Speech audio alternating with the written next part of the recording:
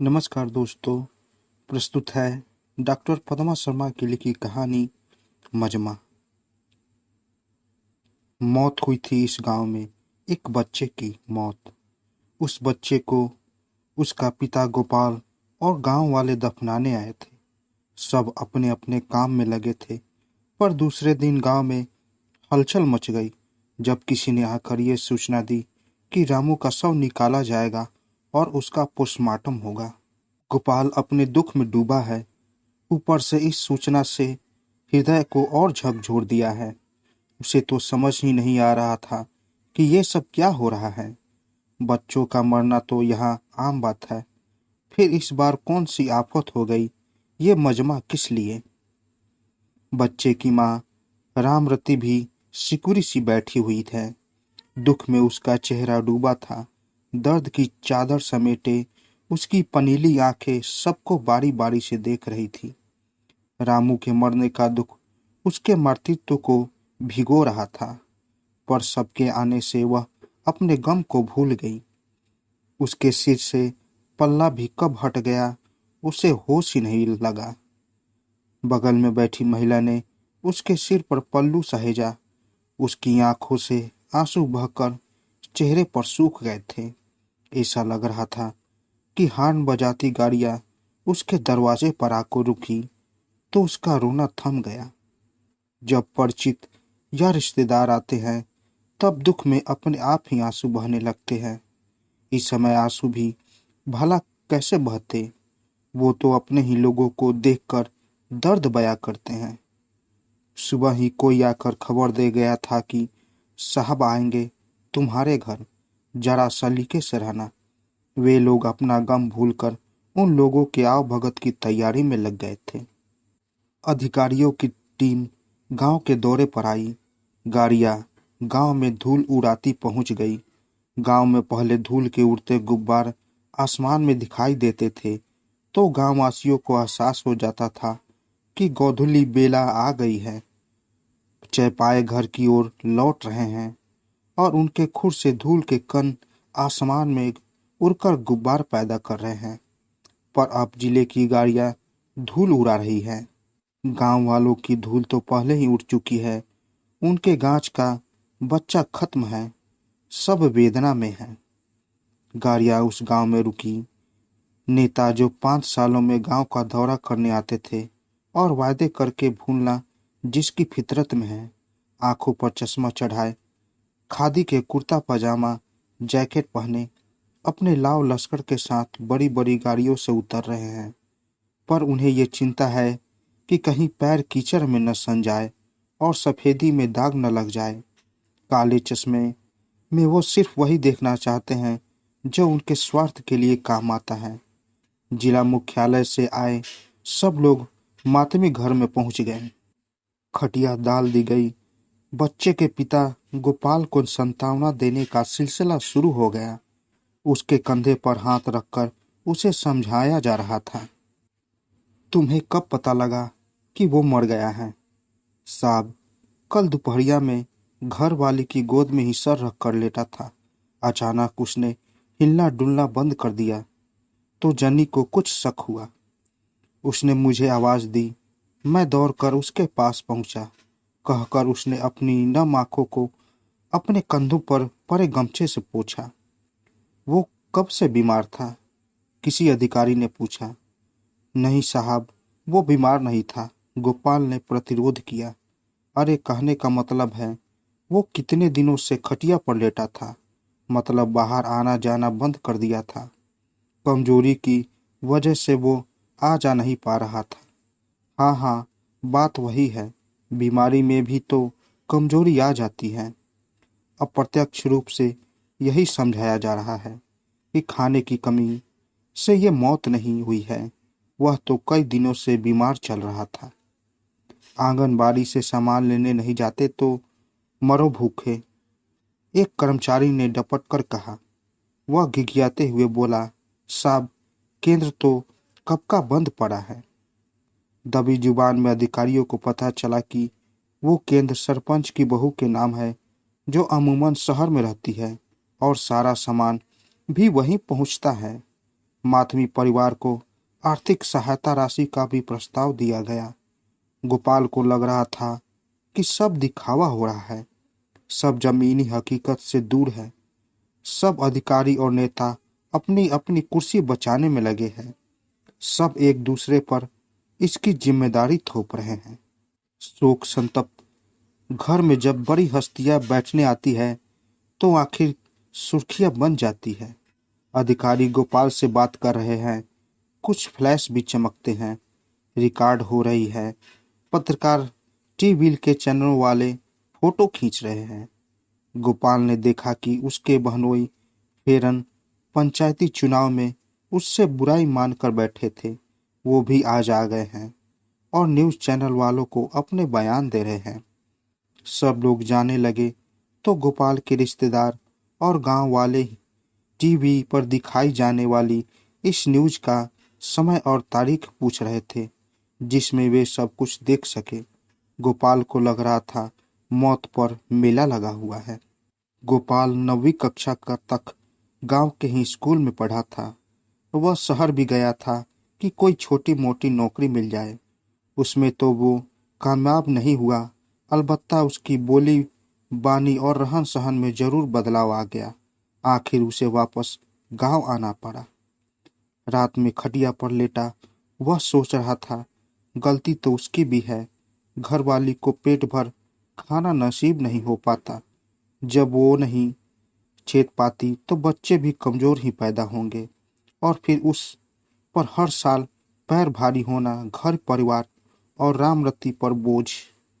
अभी कुछ दिन पहले ही तो शहर से अधिकारी आए थे और कई बातों की खोजबीन करके ले गए थे। हुआ यो था कि शहर से एक आदमी और विदेशी आए थे गांव में उस बरगद के पेड़ को देखने जो बरसों पुराना है। गांव के बच्चों के साथ रामू भी खेल रहा था। अचानक उसे चक्कर आया तो उन लोगों का ध्यान इन बच्चों और रामू पर गया। उन लोगों ने रामू व अन्य बच्चों की तस्वीरें खींची। ये तो तब पता चला जब उनकी फोटो अखबार में छपी। साथ में बड़ी खबर थी जिसके ऊपर लिखा था कवर स्टोरी। उसे वो पूरा पेज याद सा हो गया था क्योंकि इस खबर में उसके बच्चे की फोटो थी और वो खबर उसके गांव के बुजुर्गों कई बार पढ़ पढ़ कर सुनाई थी। आखिर वो पढ़ा लिखा था। खबर इस प्रकार थी, भारत दुनिया के सुपर पावर क्लब में अपना स्थान बनाने की हैसियत रखता है। दूसरी ओर इसकी गिनती सर्वाधिक भुखमरी और कुपोषणग्रस्त देशों में होती है। हम विश्व की सबसे चमकदार अर्थव्यवस्थाओं में से एक हैं, पर यह सबसे बड़ी त्रासदी है कि कुपोषण से हर साल लाखों लोग मरते हैं। संयुक्त राष्ट्र की मानव विकास सूचकांक रिपोर्टर लगातार यह कह रही है कि भारत में बच्चों और महिलाओं में कुपोषण की स्थिति अनेक निर्धन अफ्रीकी देशों से भी अधिक है। यह राष्ट्रीय नहीं, अंतर्राष्ट्रीय स्तर पर शर्म की बात है जब भूख और गरीबी राजनीतिक एजेंडे की प्राथमिकता नहीं होती तो बड़ी तादाद में कुपोषण सतह पर उभरता है। सेव द चिल्ड्रन की रिपोर्ट के मुताबिक भारत में रोजाना 5,000 से भी अधिक बच्चे कुपोषण के चलते दम तोड़ देते हैं। ये हालात तब है जब देश में पर्याप्त अनाज है पर उचित भंडारण के अभाव में सड़ रहा है। लोग बड़े बड़े दावे करते हैं कि कुपोषण की समस्या से निजात मिल गई है। इस परिदृश्य में शिवपुरी जिले के बलाला गांव की हालत देखकर सारे आंकड़े झूठे लगते हैं। इस गांव में इतने कुपोषित बच्चे मिले हैं कि विश्वास करना मुश्किल है। जहां नजर आती है वहीं हड्डियों के ढांचों होता है। कोई बच्चा गांव की गलियों में दिख जाता है। कुपोषण से निपटने के लिए ठोस रणनीति बनानी होगी। समाज की कोई हलचल या घटना जब मीडिया के पास पहुंचती है तो वो खबर बन जाती है और अगर वह ठीक तरह से छप जाए तो वो हंगामा खड़ा कर देती है। और यही रपट के साथ हुआ। खबर चौंकाने वाली थी। रातों रात सबकी नींद हराम हो गई। राजधानी में बैठे राजनैतिक आला हुक्का सबकी निर्देश मिले कि अब जिला स्तर के अधिकारी तुरंत बलाला गांव पहुंचे। इतनी रातें आला अधिकारियों ने सोते गुजारी थी, अब उनके जागने की बारी थी। स्वास्थ्य महकमे और प्रशासन विभाग की गाड़ियां गांव में तफसील करने और जानकारी लेने के लिए चल पड़ी। आगे की सीट पर आला अधिकारी और पीछे उनके महत्तम कर्मचारी। स्थानीय नेता और विधायक की गाड़ियां भी हिचकोले खाती हुई रास्ता नाप रही है। इन सब पर नजरें रखे हुए मीडिया की लाठी उनकी भी गाड़ी घुरघुराते हुई सड़कों को पीछे छोड़ती जा रही थी। पूरे गांव में हड़कंप मच गया था। डॉक्टरों की पूरी टीम भी साथ थी। इन लोगों ने रामू व कई बच्चों की जांच की। एक एक कर उनका वजन तौला गया। उम्र के हिसाब से गांव के कई बच्चों का वजन कम निकला। वहां आए सब अफसर अलकारों ने अपने अपने तरीके से बच्चों से सवाल किए, तुम्हारा वजन कम क्यों है? दिन में कितनी बार खाना खाते हो? खाने में क्या लेते हो? गोपाल रामू को गोद लिए थर थर काँप रहा था। उसे लग रहा था रामू को चक्कर आ जाने की वजह से कोई भारी बखेरा खड़ा हो गया है। उसने सुना डॉक्टर कह रहे थे कुपोषण हो सकता है। इस शब्द को उसने अखबार में भी पढ़ा था और अब सुन भी रहा था। उसने कई लोगों से पूछा इसका अर्थ। सबने अलग अलग उत्तर दिया। बच्चों को उनकी उम्र के हिसाब से उस मात्रा में भोजन न मिलने से शरीर में स्थायी कमजोरी आती है जो कुपोषण में तब्दील हो जाती है।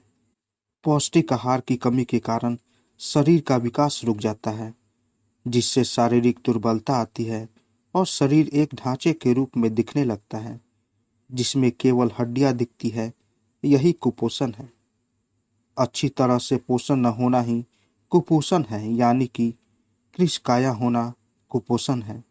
पर गोपाल को संतुष्टि नहीं हुई। उसने गांव के मास्टर जी से भी पूछा कि ये कौन सी बला है। मास्टर जी ने बताया था, दरअसल यह एक अल्प पोषित कारक है जो अपर्याप्त असंतुलित भोजन के कारण उत्पन्न होता है।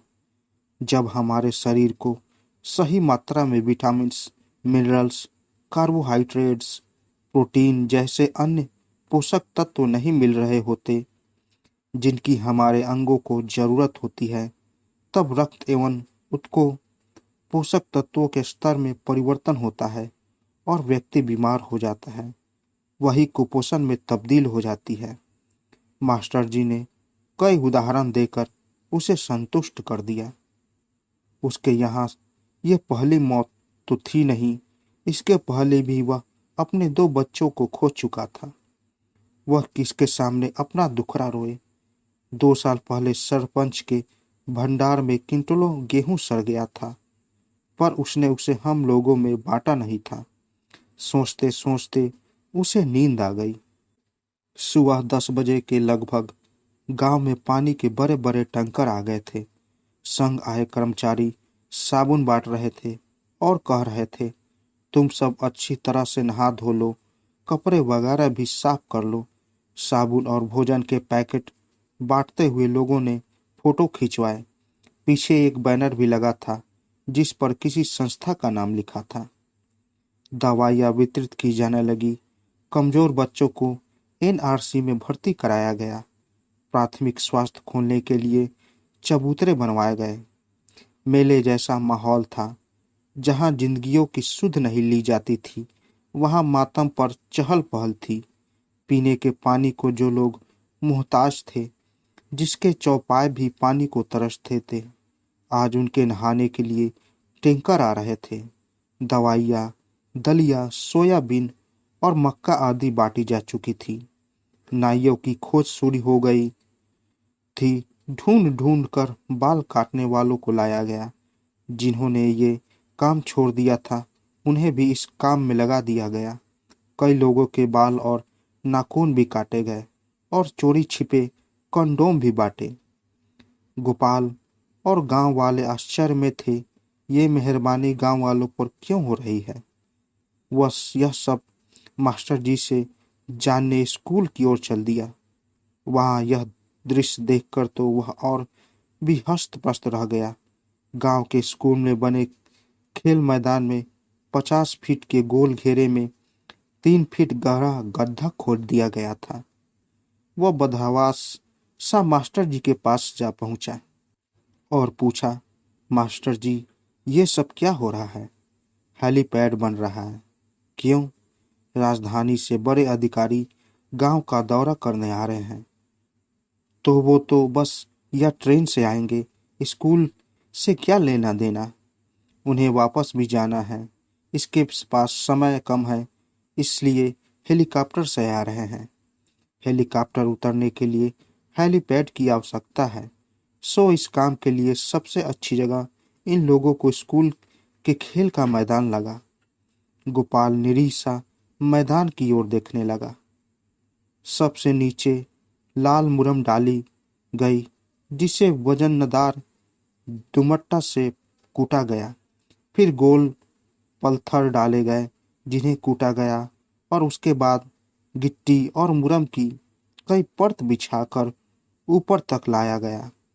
जमीन पर रोलर चलवाया जा रहा था और उस जमीन को मजबूत करने के प्रयास हो रहे थे, ताकि वो अधिकारियों का बोझ सहने के लिए तैयार हो जाए।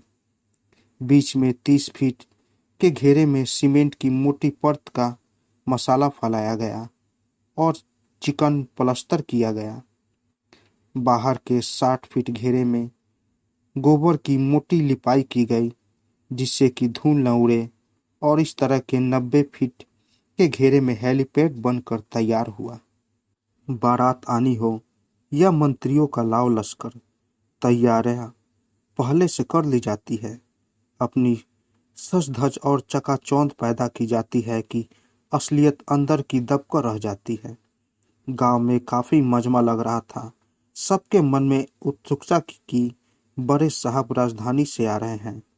बच्चे जिन्होंने रेल को ही अच्छी तरह से नहीं जाना, और वो हेलीकॉप्टर पास से देखेंगे। गोपाल के मन में आशा की किरण जगने लगी। उसे लगने लगा कि अब जरूर उनकी परेशानियों का अंत हो जाएगा, और वो दिन भी आ ही गया। आसमान में तेज आवाज करता हेलीकॉप्टर मंडराने लगा। लोगों की निगाहें आसमान पर थी। गांव का चक्कर लगाता हेलीकॉप्टर धूल उड़ाता हुआ हेलीपैड पर उतरा। हेलीकॉप्टर में से अधेड़ उम्र का प्रदेश के सबसे बड़ा अफसर नीचे उतरा और आंख पर हथेली लगाकर चारों ओर देखता हुआ उस तरफ बढ़ा जहां जिले के कलेक्टर व अन्य अधिकारी खड़े थे। एसपी कलेक्टर ने गुलदस्ते से अफसर का स्वागत किया और उन्हें स्थायी रेस्ट की हाउस तक ले चले। पानी के 2 घूंट गले में डालकर आला हुक्मान ने गांव का दौरा करने की इच्छा व्यक्त की। अफसरों ने पटवारी को इशारा किया तो लपक के वह रास्ता दिखाने लगा। अफसरों की भीड़ गांव के रास्तों पर चलती रही। बीच में 1-2 जगह रुककर आला हुक्मान ने सामने खड़े गांव वालों से उसकी माली हालत के बारे में जानकारी ली। महिलाएं अपने कमजोर बच्चों को गोद में लिए खड़ी थी। मातमी घर में भी वो मिलने गए। गांव का निरीक्षण हुआ। आला हुक्मरान ने निर्देश दिए कि बलाला सहित आसपास के गांव में सामुदायिक पोषण पुनर्वास केंद्र खोले जाएंगे, जिसमें तय समय के हिसाब से पोषक आहार बच्चों को दिया जाएगा। साफ सफाई से न रहने के कारण कुपोषण फैलता है, इसलिए इसकी साफ सफाई पर ध्यान दिया जाएगा। शौचालय भी बनेंगे। इनके हाथ धोने के तरीके भी सिखाने होंगे। स्कूल में भी साफ सफाई का ध्यान रखा जाएगा। एक संस्था इन लोगों को फ्री में साबुन देगी। हर तरफ झांकी सी सजी थी। गोपाल अंधेर बूंद में था। उसे एक बात समझ नहीं आ रही थी कि साबुन से ही कुपोषण का सफाया होगा, और हाथ धोने के बाद वो खाएंगे क्या? और जब खाएंगे नहीं तो शौचालय का क्या महत्व? आंगनबाड़ी में ही भोजन नहीं मिल रहा तो सामुदायिक केंद्र में देखभाल कैसी होगी? इन जगहों पर काम करने वाले ईमानदारी से काम नहीं करते। कहीं भूख है तो ही खाने की बर्बादी है। राजधानी का अफसर हेलीकॉप्टर में जा बैठा। हेलीकॉप्टर उड़ते ही कुपोषण को समाप्त करने के लिए अधिकारियों कर्मचारियों के माथे पर आई चिंता की लकीरें और पसीने की बूंदें भी साथ में उड़ गई। अधिकारी आए और चले भी गए। जितने दिन उनकी तैयारी में लगे उतने घंटे भी न रुक पाए। जब तक बड़े साहब रुके, सारे अधिकारी हाथ बांधे साथ साधे खड़े थे। गोपाल अपने घर की तरफ चल दिया। उसने आला अधिकारियों से जो उम्मीद लगा रखी थी वो धराशायी हो गई। चिंता की लकीरें और पसीने की बूंदें अब उसके माथे पर झलक रही थी। उसे लगने लगा था कि कोई भी अधिकारी आ जाए, इसका कोई अंत नहीं। तो दोस्तों, कैसी लगी कहानी? अगर आप लोगों को कहानी अच्छी लगी हो तो मेरे चैनल को ज़रूर सब्सक्राइब करें और साथ साथ बेल आइकन को भी ज़रूर दबाएं ताकि मेरी कहानी सबसे पहले आप तक पहुंचे। तो दोस्तों, मिलते हैं एक नई कहानी के साथ एक नए वीडियो में। तब तक के लिए नमस्कार।